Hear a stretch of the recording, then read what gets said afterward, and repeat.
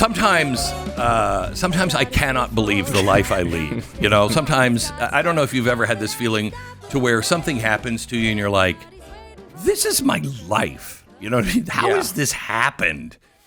Yesterday I went to Mar-a-Lago and I was with the president. I was speaking on behalf of Dennis Prager, trying to help raise money for Prager University. By the way, please pray hard for Dennis Prager.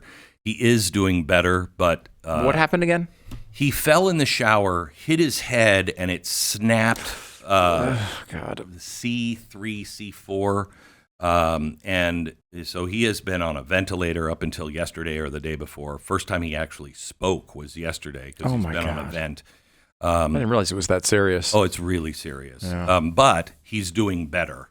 And he's moving. They thought he could be permanently paralyzed. But it looks like he's not going to be, but he has a long road ahead of him. He's very optimistic. He's Dennis Prager. He's such a good guy. So please pray for him. But they were doing a big fundraiser at Mar-a-Lago, and so I was there, and I was asked to talk about history, and bring some history artifacts from the vault. So I did. And yesterday, I don't write my speeches. I just kind of go through the vault and I'm like, I want to tell that story and that story and that story. So I grabbed a bunch of stuff and didn't really put a lot of thought into it until we started approaching Mar-a-Lago. Because now, if you've ever been there, to get to Mar-a-Lago, you have to cross a bridge. It's this big, beautiful bridge. Well, it's closed now. You don't go across that bridge. I'd hate to be a neighbor of the president right now. Or to be a member of the club. Yeah, it must be challenging. It is a nightmare right now. And I'm happy. I'm really happy. Obviously a good thing. The Secret Service are a completely different group of people than they used to be. I still want to see changes at the top, but they're at least doing their job really well. So you, 2 blocks before you get to that bridge, you have to have clearance to continue to drive. And so you get to the bridge, you get final clearance, and then you drive over the bridge, and Mar-a-Lago's on the other side of the bridge. And usually you go by the back service entrance, and you go in around a roundabout, and then you go through the front. The front is just, it's like Secret Service, trucks and everything else just blocking everything. When we landed at the airport, I saw his plane. They surrounded it with old school buses now. So it's parked outside at the airport, but all these old school buses are wrapping the plane so you can't see anything except the flag on the tail. It's the security around him now is absolutely incredible. As it should be. But so he is. So you have to go in, and so we come around and we try to get into the back entry, and they said you got to turn around, you got to go across the street and go through security. And we're like, okay, so we turn around, we go across the street in through this parking lot where they have these tents set up, and you drive into these tents. It was weird. It was almost like a car wash in a way, and Secret Service, guns, everything. Everywhere.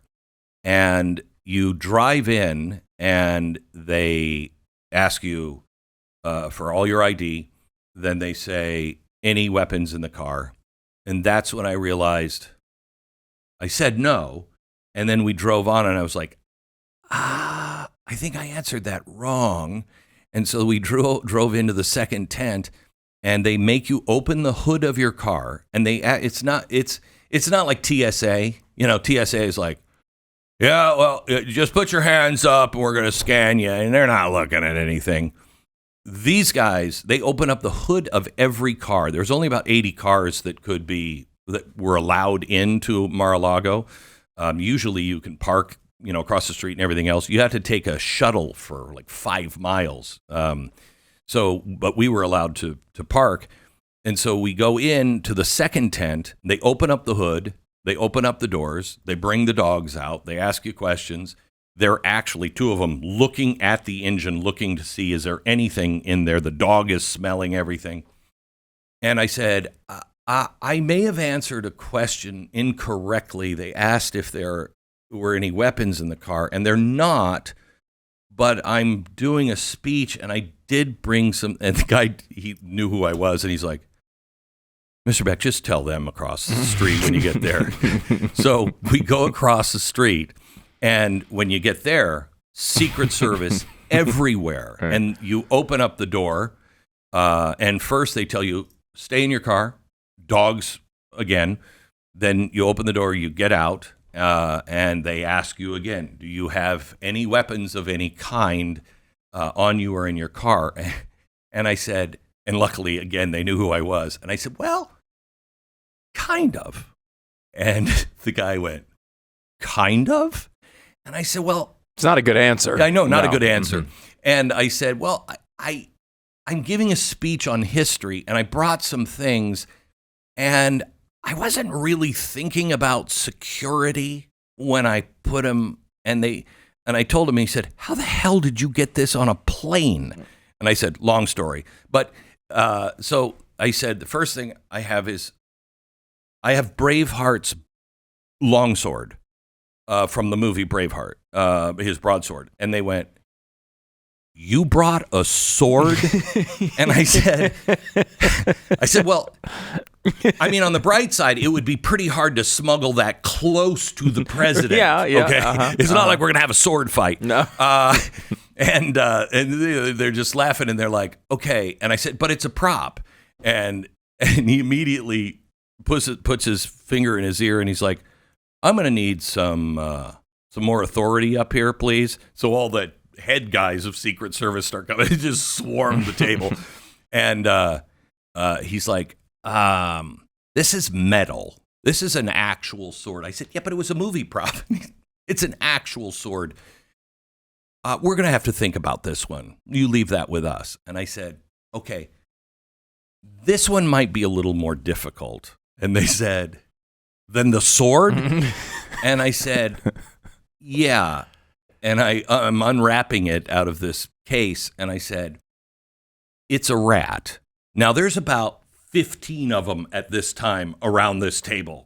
Because not they're 15 Secret Service guys, because they're just looking like, this is crazy. This has never been done before. This is like the best story they've had in a while. Oh, they were taking pictures of everything. They were laughing. They were like, this is now lore in Secret Service.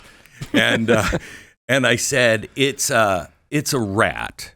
And they laughed and said, what's special about the rat that you want to bring near the president? And I said, well, it was made by Ian Fleming during World War II by order of Winston Churchill. And they said, okay. And I pull it out of the box, and I said, and it has a bomb in its butt. And they said, and one of them just put their head in their hands and went, you have a rat from World War II that has a bomb in its butt. And I said, yeah, but I mean, it hasn't gone off. I mean, it's been a while. Right. I mean, I think it's Mm-hmm. probably inert. I can't guarantee it, but, and I said, you know, I'm just being honest with you. It's not something, if I had designs on hurting anybody, that I would bring a rat to throw at their feet hoping that it would go off. I mean, I don't, you know. Yeah. And they're like, okay, the rat. Let's x-ray the rat. So they x-ray the rat, and there's wires and everything else in this. I didn't even know there were wires in the rat, but it's all wired up in the rat. Because it was made by Ian Fleming, by the guy he based Q on in the James Bond movies. Mm-hmm. And and they looked at me. They kind of huddled around and talked. And they looked at me, and the head guy comes over and he said, we really don't know what to do here. They've never had this situation before? Yeah. Why don't they just look in the handbook? It's not addressed in the handbook. Yeah. What happens if someone with a rat bomb comes in? And they said, we really don't know exactly what to do here. We're going to need to hold these. What time do you speak? And I said, 8:30. And they said, we'll hold them and we'll let you know by 8 o'clock. So 8 o'clock, and when he came at 8 o'clock, I'm getting ready. They're miking me up, and the guy says, "This is legendary, Glenn. I just want you to know, every Secret Service agent here took a picture of the sword and the rat and has been sending it to every Secret Service agent that they know." And so they said, "We have to remain with the sword and the rat." And so there was That's understandable. I totally understand. That makes sense. I totally understand. I wanted to say, but these guys were really on top of it. But what did come to mind was, you missed the guy on the roof, but the rat. But these were all the good guys that are actually doing their job. I feel like the bomb rat is one of the few things that does stand out more than the guy on the roof. I feel like that one is... Yes, maybe.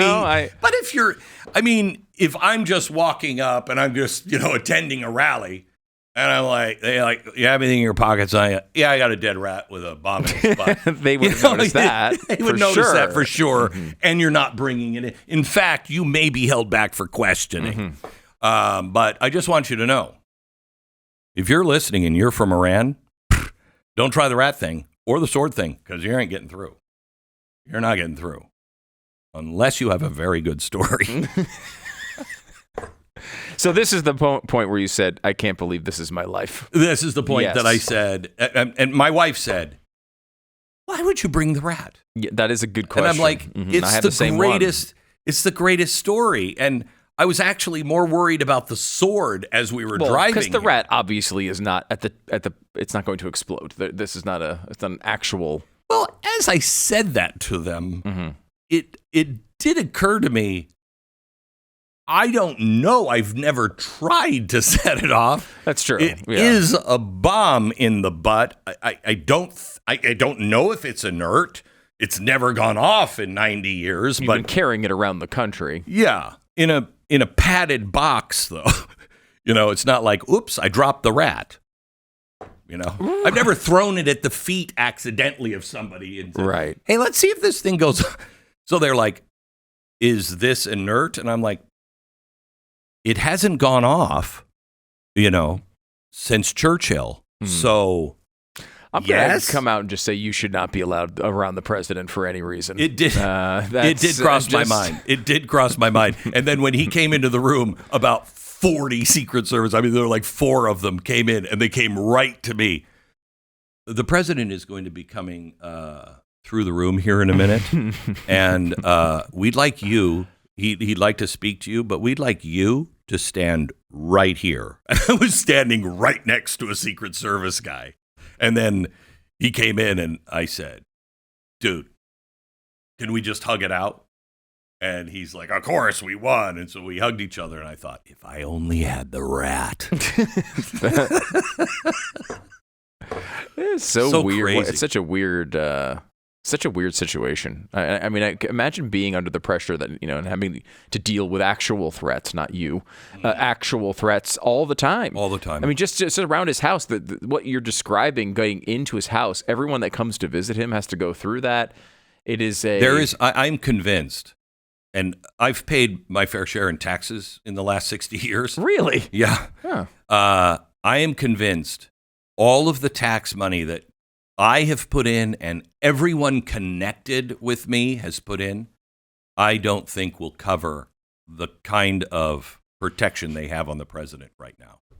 I don't think, I can't even imagine what it costs. I've never seen anything like it. And it is absolutely what the secrets, I am proud for the very first time of Secret Service. They are doing an incredible job. Yeah, and one of the things would like to say, I did get a bomb with a rat past him by. Stop. I will say that one of the things that made me a little more confident, even after all the crazy stuff that happened over the summer, was, Trump was pretty consistent in his praise of the agents, at least around him. He never said anything. He was never worried like so many others were. Here's what crossed my mind. You don't say bad things about the people who are protecting you. Yeah. However, I said to him, have you considered adding some private security to this? He's like, no, they have me. They have me. That's good. He trusts them.